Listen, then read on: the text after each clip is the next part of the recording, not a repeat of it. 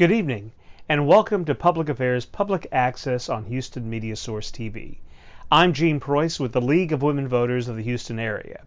On tonight's show, the first one of 2020, Happy New Year to you all. I'm sure you're having a very pleasant New Year, and I hope your holidays were great. Tonight's show is a bit of a historical. We are looking back this year at the centennial anniversary of the ratification and enactment of the 19th Amendment to the Constitution, and the history of the League of Women Voters as well. And so tonight we're going to be talking to two women's historians.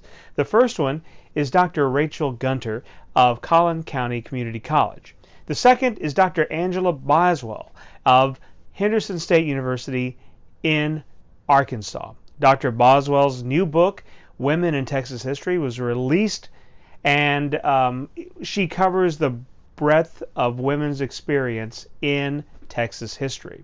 And so we're going to be talking to her about that. We're going to be talking to Dr. Gunter about the passage of the 19th Amendment and the efforts that Texas women played to get that ratified and to get it enacted. And so let's go to these interviews. Now, this show is pre-recorded. These interviews were done in October of 2019 in Nacogdoches, Texas, at the East Texas Historical Association's fall meeting. So there won't be an opportunity to call in today, but if you have any questions, feel free to contact us at our media sites, and we'll pass those questions on. So without further ado, let's go ahead and get started with our first interview, and that's Dr. Rachael Gunter.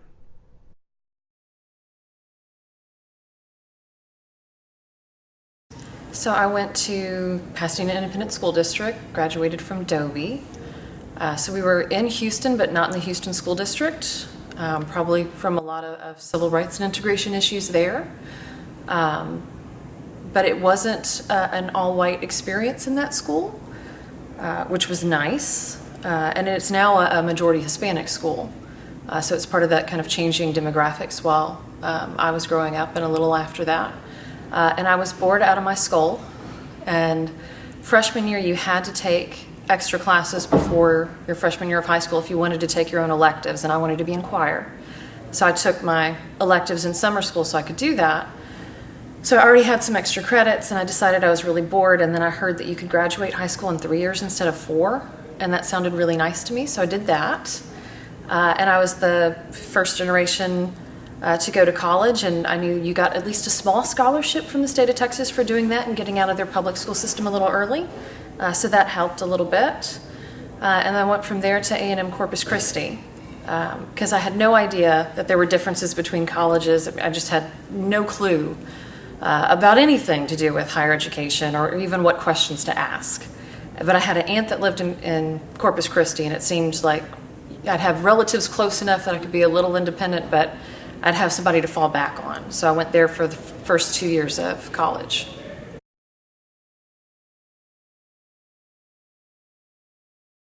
I was looking into pre-law, but they didn't have a pre-law major, so they told me just to stick with history. And I had originally picked history because our high school counselor said you had to pick something. You couldn't just be undeclared. And I was like, well, that was the only class I really liked, so I'll just pick that for now. Besides choir? Besides choir, yeah.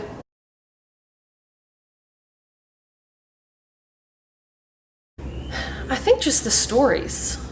I was always fascinated by just family stories and just stories in history and people who can tell a good story.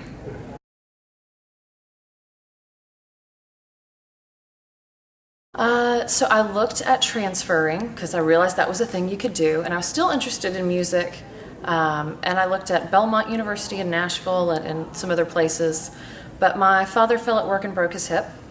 And so we didn't have income from there, and I had to quit school for a year and go home, and was waiting tables to put groceries on the table for my parents and keep the electricity on and such.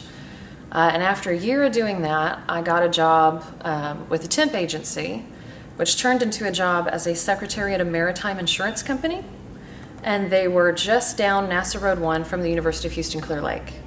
And I started looking at going back to school, and could I do that while I was still working? And UHCL was actually set up for NASA employees to get degrees after their 9-to-5 jobs. So 70% of the classes at that time were at night or online, so it was doable. So I continued working 40 hours a week as a secretary while finishing my bachelor's. And by the end of my bachelor's, I'd kind of decided that I wanted my history professor's job. Like, I just want her job. And so I went for my master's at UHCL as well while still working. And then applied for grad school for the PhD and got in at A&M with funding. So I was able to leave work and work as a grad student.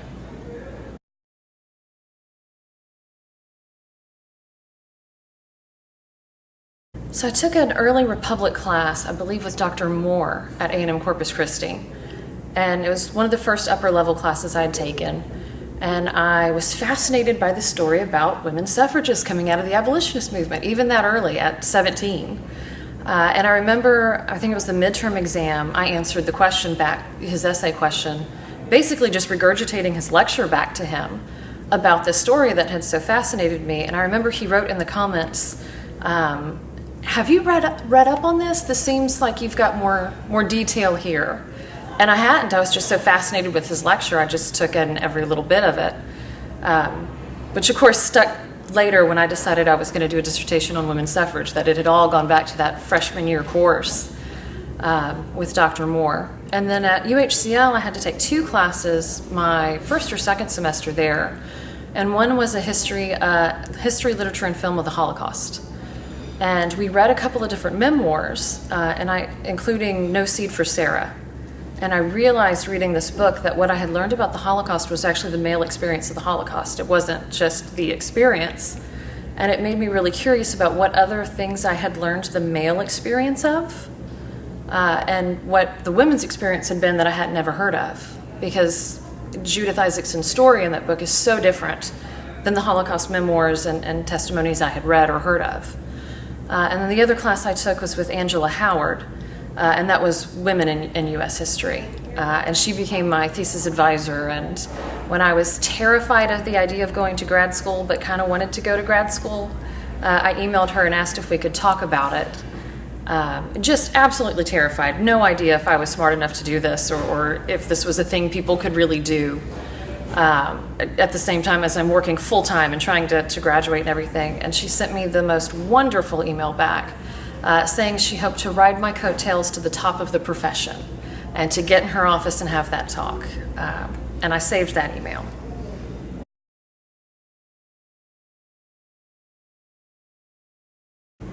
Betty Brown of Ashton Villa, in part because the Galveston Archive was close enough I could physically do it. And I was fascinated by the house and how this woman had remained unmarried at the turn of the century and still inherited everything. And her sister Matilda was divorced and got custody of the kids and moved back in with her sister. And she got everything in the divorce, including the house their father had bought for Matilda at the marriage. And then they survive the storm of 1900 in the house. They're one of the only families that actually opens its doors and is passing out water from the one working cistern they have and actually kind of trying to take care of the community instead of just, boarding it up and having the shotguns ready, which some other people did. And she, got on one of the horses and rode across the island as much as she could to survey the damage and tried to help the city come back from it. She helps found what later becomes the nursing school at UTMB.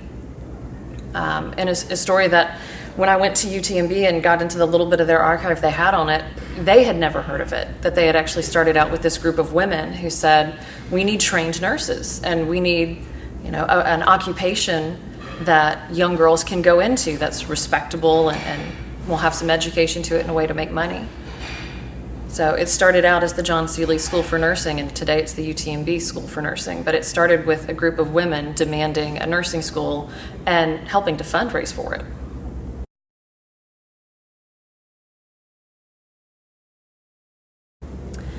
So I had read a book when researching the master's thesis. I was looking for works on single women, and this was before All the Single Ladies, the book by Rebecca Traister, came out. And there really wasn't much out there. So I was looking through anything I could find on Texas single women, and I ended up looking through some of the work on suffrage just to see if I could find anything. And I ran across Citizens at Last. And in it, there's all these white women, which I was prepared to see. And then there was a picture of Christi Adair, and she's listed as a black suffragist, and I'd never heard of that. And then I turned to the page, and there's this ad for suffragistas, urging Spanish-speaking suffragists to sign up and vote. And I got very curious about these other sides of the movement that I'd never heard about, much like the Holocaust story, where I had never heard of the women's side. In this case, I had never heard the Texas version of suffrage, and I'd never heard of black suffragists. I'd never heard of Spanish-speaking suffragists in Texas. And so the initial idea was to investigate that and maybe find out why the 4 southern states that actually ratified the 19th did so. How did they get away with that in the so-called Solid South?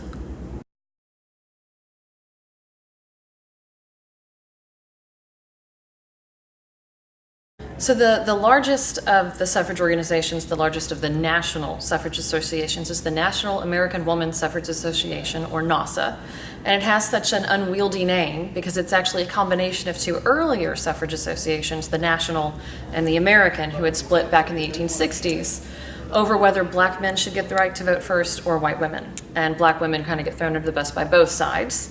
But by the time we get to the end of the 19th century, the organization has reunited, and they're now NAWSA. They focus on working through Congress to get the amendment, as well as working in states to get state amendments and to change people's minds and get the vote that way. And people who get frustrated with that spin off. Originally, they are part of NAWSA and the Congressional Union, the CU. Eventually, they spin off into their own organization, which they call the National Woman's Party. And this is the group that is picketing outside the White House in the middle of World War I. They're burning copies of the Constitution. They've got signs up calling President Wilson Kaiser Wilson in the middle of war against Germany in World War I. And talking about how even Germany gives women the right to vote. Is the Kaiser more democratic than you are? And really, in a moment of heightened patriotism, and the war is on, and we're supposed to unite, and we're not tolerating dissent, that is absolutely stunning. And they are beaten by protesters as police look the other way. They're beaten by police at certain points. They're arrested. They go on hunger strikes. Some of them nearly die in prison. So they go through it. But the whole time they're doing that, NAWSA is trying to ignore those protests and saying those aren't our suffragists. Those aren't the majority of women who want the vote are respectable, middle class, white women. That's not us. So they're putting a lot of distance between themselves and that other group. So this is more the Alice Paul group? Right. Alice Paul is the leader of the National Women's Party. And then who are the leaders of the NAWSA movement?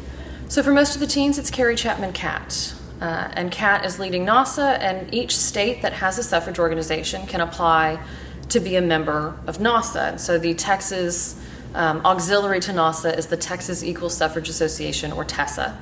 And then you have local suffrage organizations, and they're not allowed to apply directly to NAWSA. They have to go through TESA. And one of the reasons they do that is so that state organizations in the South can keep black organizations out if they so choose. And if they don't, particularly in states that aren't in the South, they would be allowed in. But it would be left basically as a states' rights issue, if you want to phrase it that way, so that the state organizations could decide whether or not black women would be in their suffrage organizations. So race really was an issue, especially for the Southern organizations. It's a massive issue in the South because the biggest argument, and they will call it a boogeyman, against suffrage in the South is that if we enfranchise women, black women are going to be enfranchised. And if we enfranchise women by a federal amendment, if we pass a federal amendment to the U.S. Constitution allowing women to vote, and the federal government gets to enforce that, aren't we inviting the federal government to regulate Southern elections? And what's to stop them from enforcing the 15th Amendment? Because it's obvious the South is not allowing black men to vote. And so if we allow women to vote through a federal amendment, aren't we going to invite black men to actually get the right to vote as well as black women? And so Southern suffragists, at first, back to the 1870s, when the white Southerners were basically taking control of Southern governments again, argued, especially in the state of Mississippi, that you should enfranchise white women because we'll help shore up white supremacy. We'll keep black people from voting. Their votes won't matter because we'll double the white vote. And the Mississippi legislature basically says we don't need white women to do that. We can do this without white women. It's too much of a threat to the hierarchy that's both race and gender-based. And so that argument will not work on white Southern men. What the suffragists soon realize is that this boogeyman about black women voting, even when everybody knows that all of the issues and things Southern states come up with to keep black men from voting will likely work against black women, it's best that they don't talk about it. Because if suffragists bring up the issue, even if they're just arguing against the issue, it ties the issue of white women's suffrage and black suffrage together in the minds of their audience, and they don't want to do that. So for the most part, white suffragists will not mention race in public. They won't talk about black voters or black people in public unless they're denigrating people who can already vote and pointing out that it's not fair that these people can vote and we can't. And pointing out to the social hierarchy and saying, we're better than these people who can vote. Why don't you enfranchise us?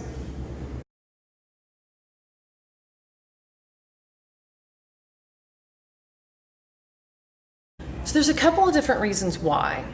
We find a lot of wealthy women who, by virtue of their class and race, have all of this privilege. They don't understand why someone might need some of those things by right instead of privilege.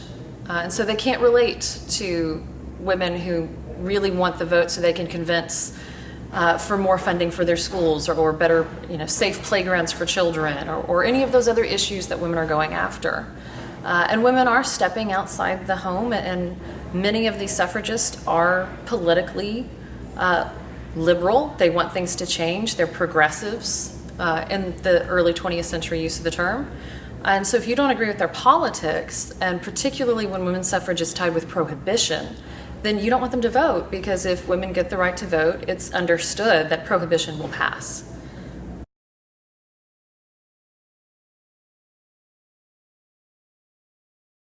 And they don't want those changes, right? They don't want those class changes. They don't want women's roles to be changing in these ways. But it leaves them in a bind, because the best way to counter the suffragists who are actively organizing is to actively organize. And yet they don't want women organizing and marching in public and giving public talks. And so while the suffragists will, have parades and they'll give public lectures and go tour, the anti-suffragists, for the most part, will print letters and editorials and pass them out. They're not going to do a whole lot of public speaking. They'll do some, particularly in the state legislature when they're invited. But for the most part, they're not participating in the same types of political action that the suffragists are doing, because they don't want women to do those types of things.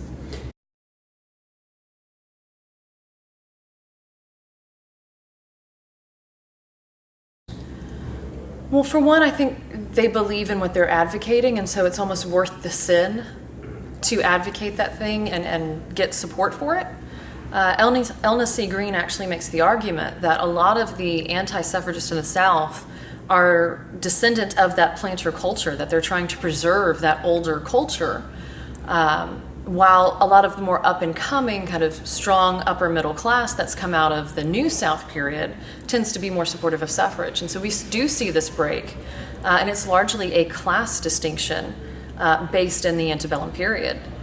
But Rutherford, especially as she's arguing for textbook changes and monuments to go up around the South, Southern and women are supposed to be protected and up on a pedestal, and to vote is to come down off the pedestal, right? And especially the way that the ballot boxes looked, the way that polling places looked and existed when this movement is really getting going. This is Rutherford's writing in the early 1900s, where people are passing out liquor to voters to basically buy their votes, and it's almost exclusively male. And so there's an argument that as polling places get cleaned up, as election day gets reformed and liquor gets out of it and we get secret ballots and those kinds of things, that it actually makes it safer for women. It makes the suffragist argument easier, because they're not stepping into this, kind of debaucherous male sphere anymore. It's more regulated. It's safe in a certain way for white women.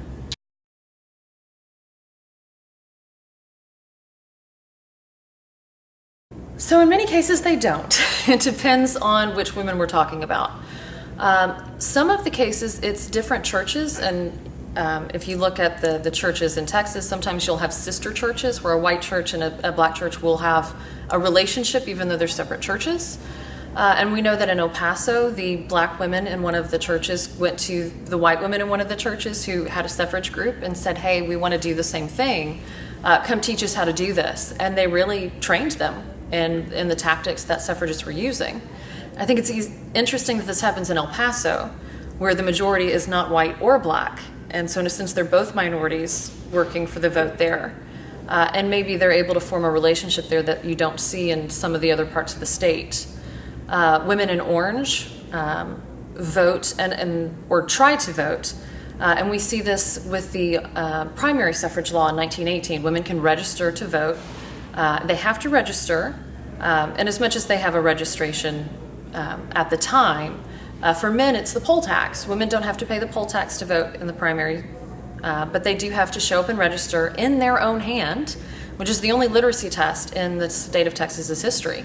Women had to fill out their forms themselves, which was supposed to be a check on certain classes and races of women voting. So we know that women in orange show up to register to vote, but of course the all-white primary is still in place. So black women, for the most part, are not going to be able to vote in the primary. And yet a whole church of black women get together in orange and demand to go register. And when they're turned away, they sue just for the right to register to vote. The same thing happens in Houston. A group of black women go to register, the registrar turns them away, and the all-white primary is still in play, so they're probably not going to be able to vote, and yet they still want to register so badly that they go to the very kind of almost not even functioning NAACP that's in Houston in 1917 and 18, and ask for their backing. And they write a letter telling the Houston registrar, that basically the tax collector, we will sue you if you don't let these women register. And so the Houston women were allowed to register. So we see African American women, even if it's only being allowed to register to vote, even if it's not actually getting to cast a ballot yet, wanting to take that step, even if it's half a step closer to voting and what some of the suffragists would call full citizenship.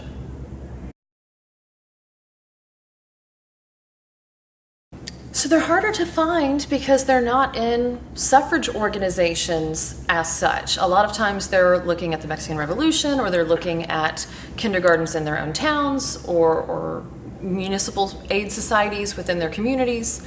And their work on suffrage is largely within those other organizations. So unlike the white suffrage organizations or even the black suffrage organizations, there's not one place you can go and read all of the stuff that they've done for suffrage. You're largely looking through other activists whose main goal might be something completely different, but in the pursuit of that goal, they argue that women should have the right to vote, and that should be important to the community, to the Spanish-speaking community in Texas, where they get a bit of a pushback.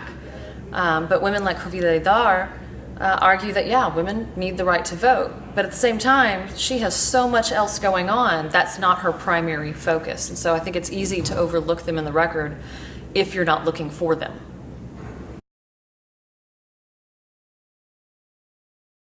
Well, and that's one of the suffragists' remarks when they finally get the amendment ratified. Citizens at last. We are citizens at last. But again, that's a 20th century phenomenon associating citizenship and voting. In 1872, when Susan B. Anthony had led this movement to just go to the polls and vote and see what happens, we'll just break the laws and see what happens, Virginia Minor sues the registrar who bars her. And we get Minor v. Happersett all the way to the Supreme Court.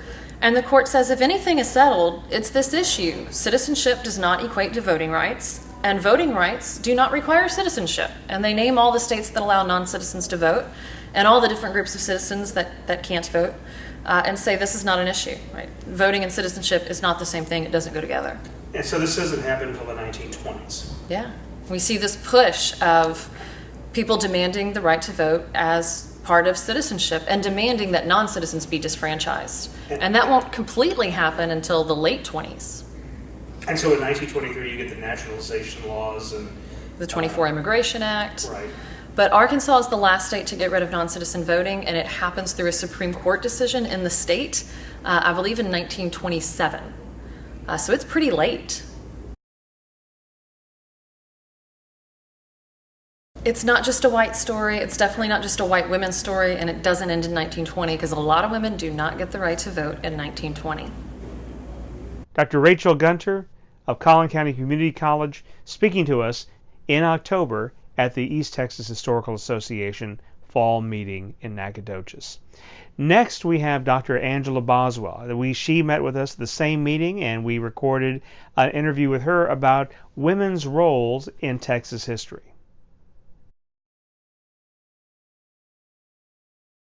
To a certain extent, when I was growing up, one of the things is that my parents liked to read a lot. They did not go to college, but they liked to read a lot. And anytime we would read something historical, anytime I had any interest in it whatsoever, we tended to go and visit that place. I read the poem Evangeline. We went to see the Evangeline Oak in Louisiana. I read about Andrew Jackson. We went to visit the Hermitage. And of course, when I was in junior high and high school, I read a lot about Texas history. So we went and visited a lot of Texas history places. So I've always had interest in history, but really when I went to college, my goal was to be an English high school teacher. And so in college, I majored in English, and I was getting my certification, and I decided I did not want to teach high school after all. And when I dropped my education portion of my degree, I had some extra hours, and I was already minoring in history, so at the last minute, I decided to double major in English and history. And then after a few years out of college, history was what I wanted to go back into. And so I went to grad school in history, even though that was never my intention. I was the executive director of the Texas Women's Political Caucus when Ann Richards ran for governor the first time, ran and won for governor. And that was a very heady time. That was very exciting because not only was Ann governor, but most of the major cities in Texas had women governors, and we made great inroads in increasing the number of women in the legislature, and it was a really exciting time. You know, the Texas Women's Political Caucus had been around since the 70s. Our group lobbied the legislature, but we also endorsed and we worked for candidates. And so Ann Richards was one of the people who had founded the National Women's Political Caucus, instrumental in the Texas Women's Political Caucus. We had a lot of really good, strong women who were members of the caucus. And so yes, I feel like I feel like the caucus had a big role. Most other state caucuses didn't have an executive director, which is what I was. Most of them didn't have that. They didn't have the same organization. I think probably Texas was one of the 3 largest state caucuses. And so I think it did make a difference.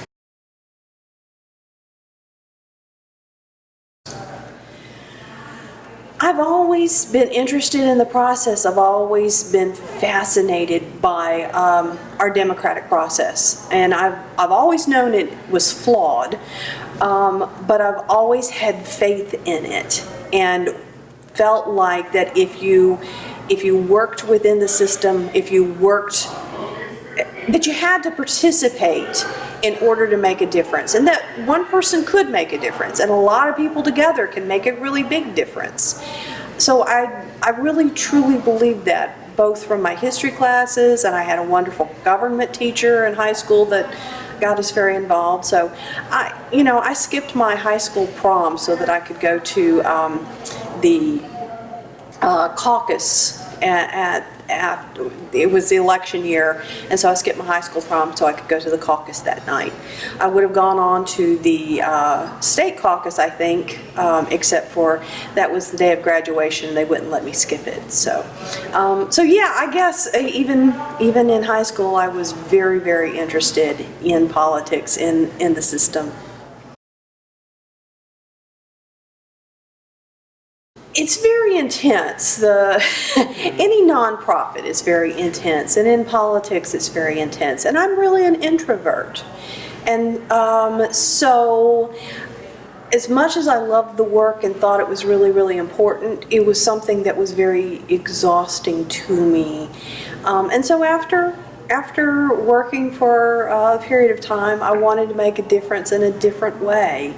And so I wanted to go back to graduate school, and I thought a lot about what I wanted to go back to graduate school in. It really took me a while because obviously I was very interested in politics. So I considered political science, I considered women's studies, I considered English because that was my first major. But when it all came down to it, what I really, history is what I really came to, because I figured I could study the history of all that, if nothing else, but it also, the logic of history, the facts behind history, as well as the interpretation, and that it all appealed to me the most, and so that's what I decided to do. I think understanding the history of how we get here helps us understand our political situation, and understanding that history also helps us chart a path to the future. And I really wanted to teach. I really did, and that's what I wanted to do. And for me, I had so many interests in so many different things. There was a period of time in college when I considered changing my major from English to religious studies. So, I mean, I had a lot of interests, and to me, history was the thing that encompassed them the most.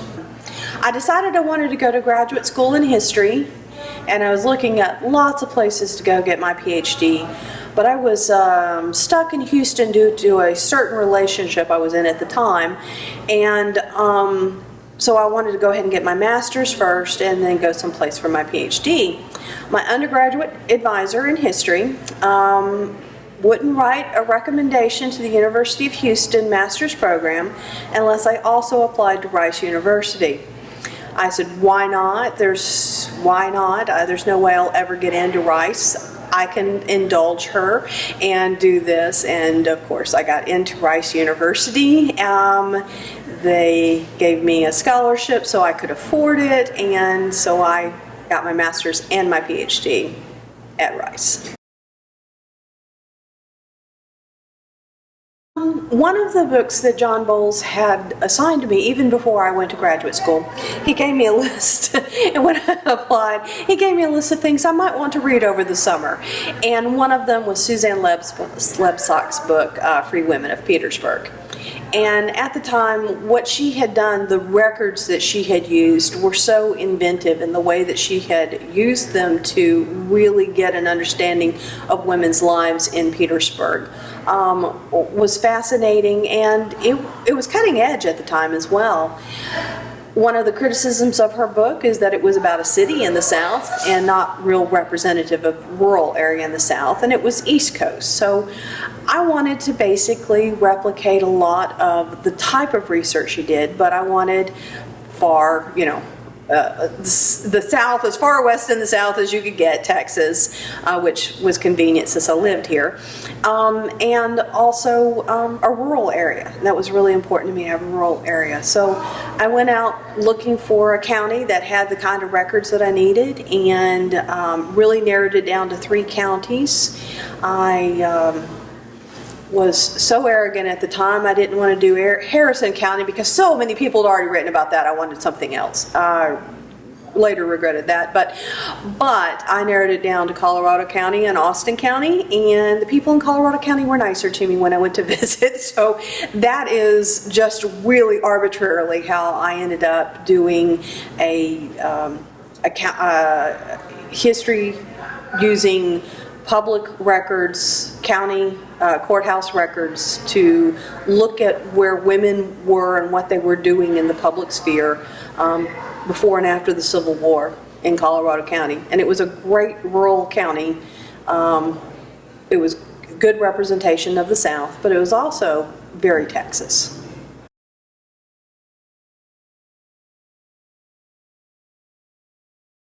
It was not the watershed that Anne Fair Scott necessarily described it as in The Southern Lady, but there were changes, most definitely. During the Civil War, when men were away, women were much more active in the courts. They were doing things. They were going and selling land and signing things for their husbands. And the courts were allowing this left and right. And then afterwards, the courts were like, no, your husband's back. You must get his permission. But you still see that women were a little bit more active. You also see that there were a lot more single women, either because they were widowed or they never married, mostly because they were widowed, who were either becoming teachers or running plantations on their own. So there was a lot more women who were forced into running their own lives and being in charge of their own lives, whether they liked it or not. And some of them really didn't, because that was impoverishing for them. But you see a lot more of that. You also see a lot of women trying to replicate what was before the war and going back to the same gender patterns. And so they weren't fighting it. It was a matter of things had changed. There is definitely this feeling that they wanted to return to the way things were. And there was a lot wrapped up in that. Of course, we're talking in the plantation economy, and their position in society, especially if they were elite women, their position in society was based upon slavery. And so after the Civil War, when slavery had been abolished, they were interested in reestablishing hierarchies. They wanted to reestablish the racial hierarchy so that their men were more important, because that made them more important, and it elevated their social status. So in order to reestablish the racial hierarchy, they had to accept and embrace the gender hierarchy that had been before the war too. So you just don't see a lot of challenge to that.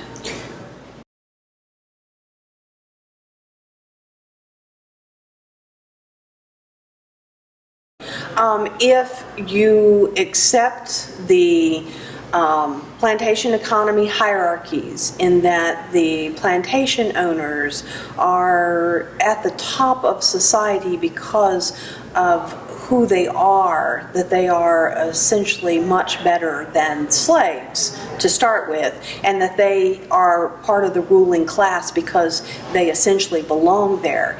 If you accept and adopt that theory, then that means the daughters of those plantation owners have a rightful place at the top of the hierarchy. It establishes them in the elite, even if maybe money-wise they're not there anymore. It establishes their position and their status. And so this made perfect sense for the daughters to be erecting monuments to those Confederate men who were fighting for their place in society.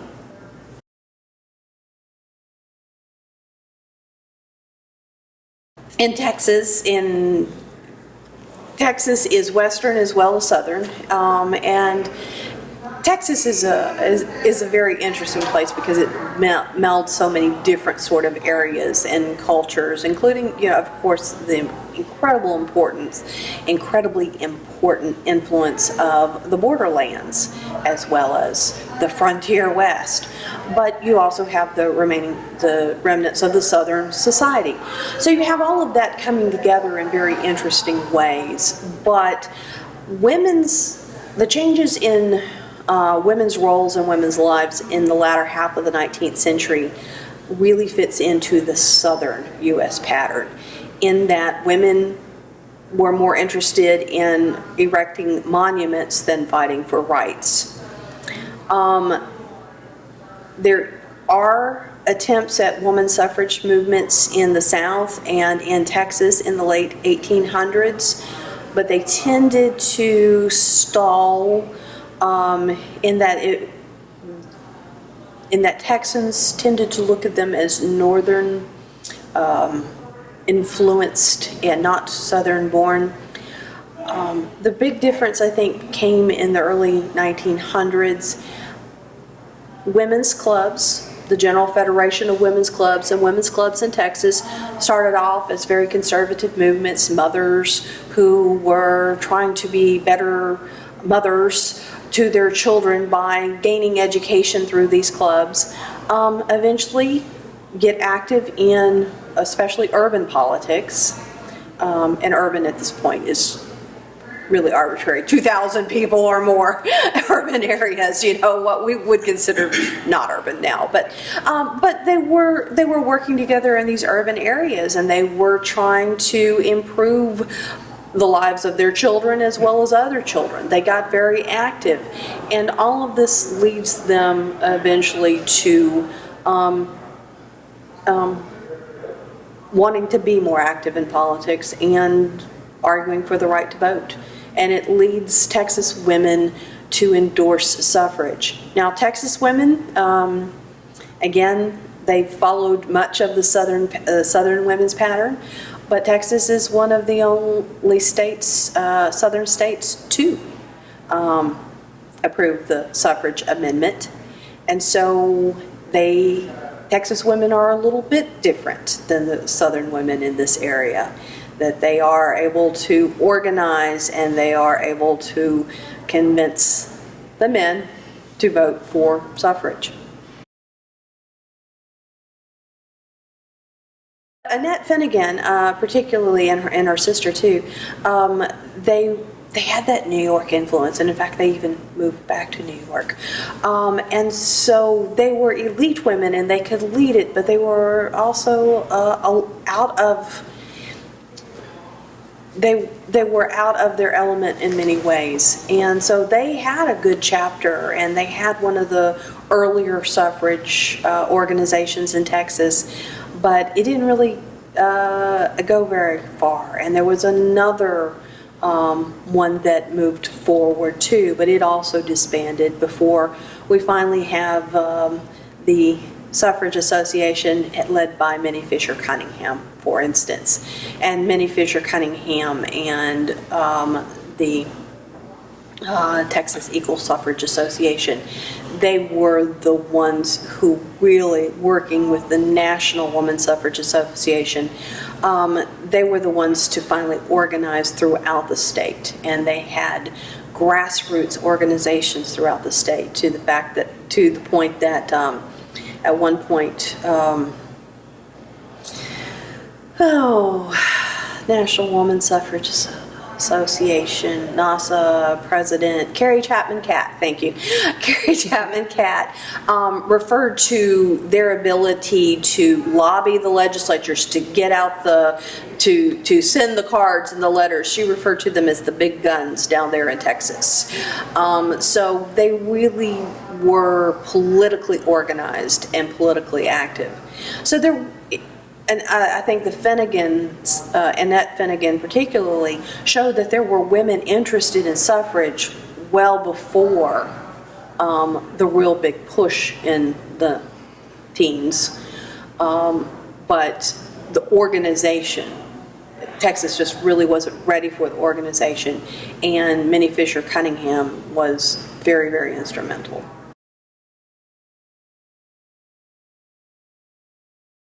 History, interpretations of history for so very long have done this that it's kind of hard to, is that they refer to that period after the 1920s as the lull, as in women got the right to vote and then they just quit working. That was just absolutely untrue. Minnie Fisher Cunningham, Jessie Daniel Ames went on to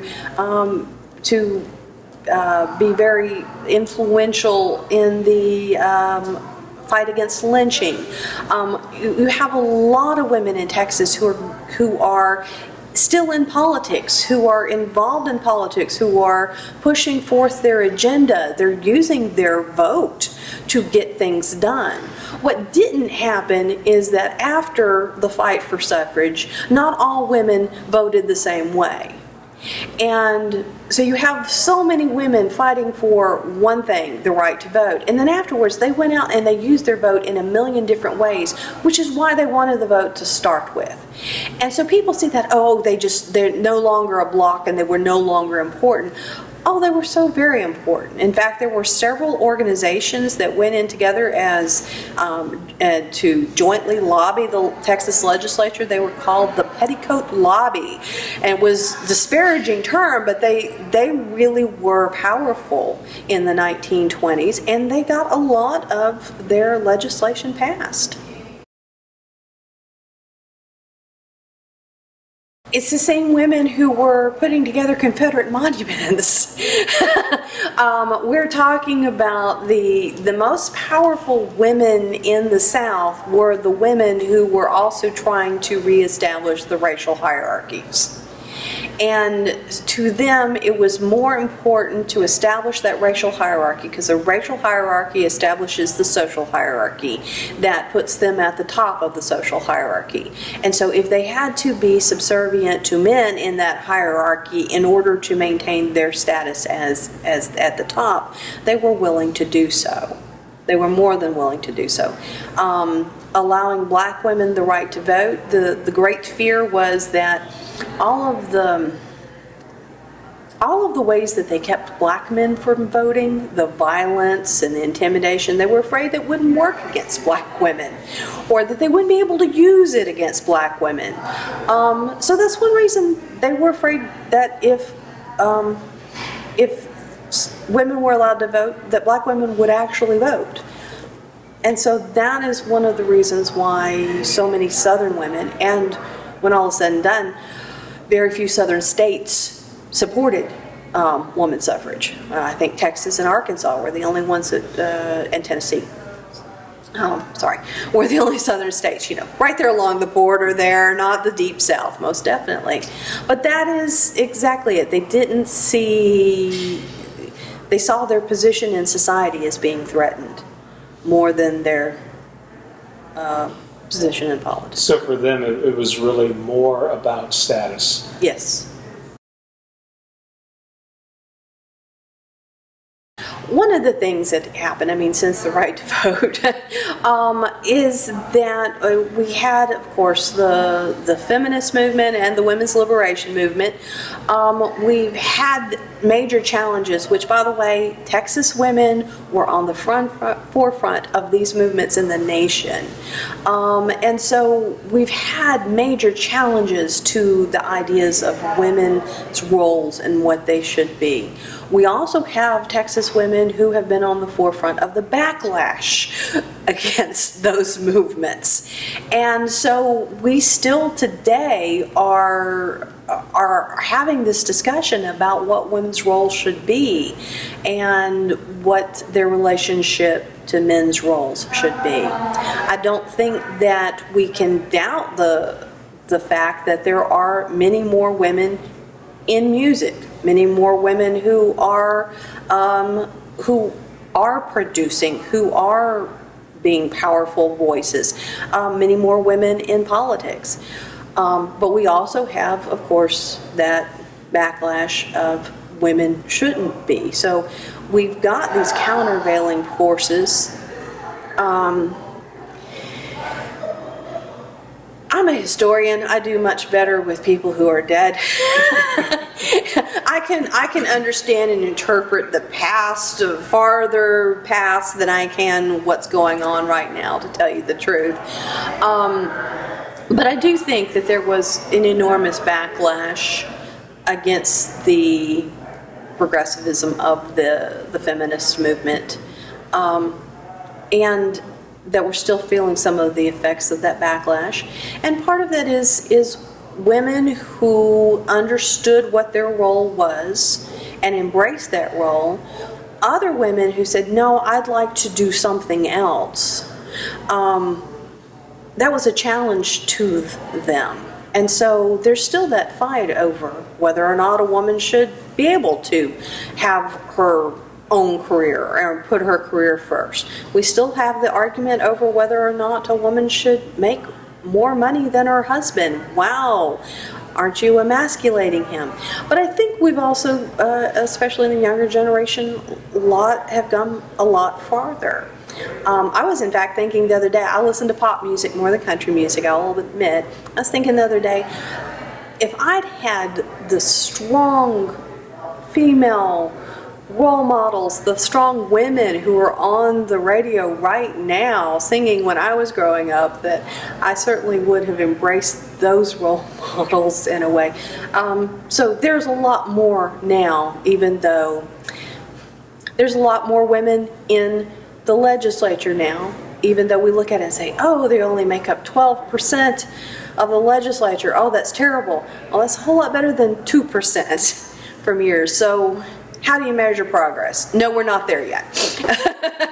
We're not there to equality, but on the other hand, we've come a long way.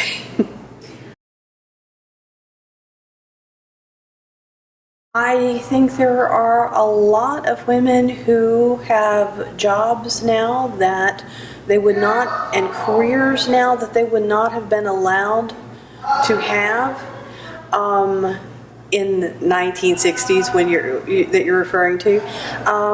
There's a lot more opportunity, there's a lot more role models, there's a lot more openness to individually what women want to do and what they want to pursue. We have the whole 1980s backlash, mommy wars going on, and that you should stay home with your children or you shouldn't. You should actually go out and get a career. I hope that we've moved past that point in which women are embracing.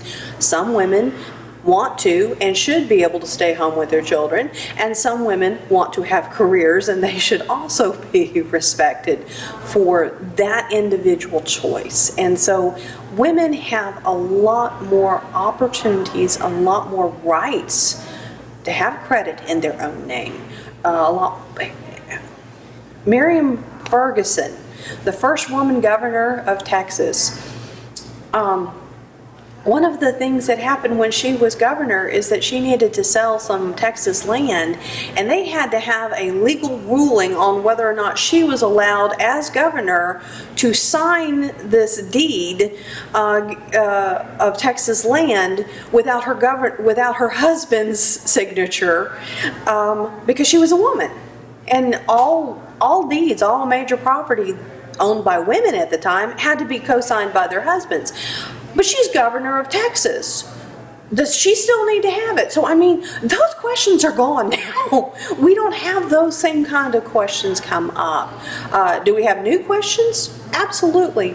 But we definitely have a lot more legal rights. Women have many more legal rights, many more opportunities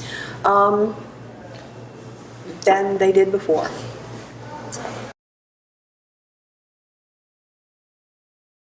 Working women, laboring women are being researched much more now than they used to be.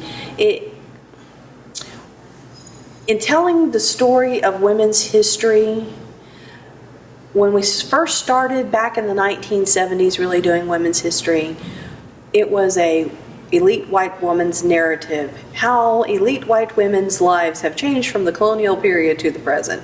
I don't think that's the way it is anymore. I think we're recognizing that race and class and ethnicity have had a tremendous impact on that narrative, and that narrative is different for different groups of people. If you were of the lower socioeconomic class, you've always worked.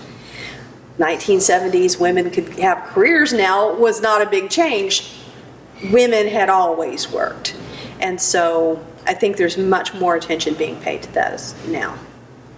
Thank you, Dr. Angela Boswell of Henderson State University, where she is Professor of History and Dean of the College of Arts and Sciences, for giving us this broad background on the history of Texas. Her new book, Women in Texas History, was out from Texas A&M University Press in 2018. We also want to thank our first interviewee, and that's Dr. Rachael Gunter of Collin College in Plano, Texas, where she's Professor of History, for her look at the women's suffrage movement here in Texas.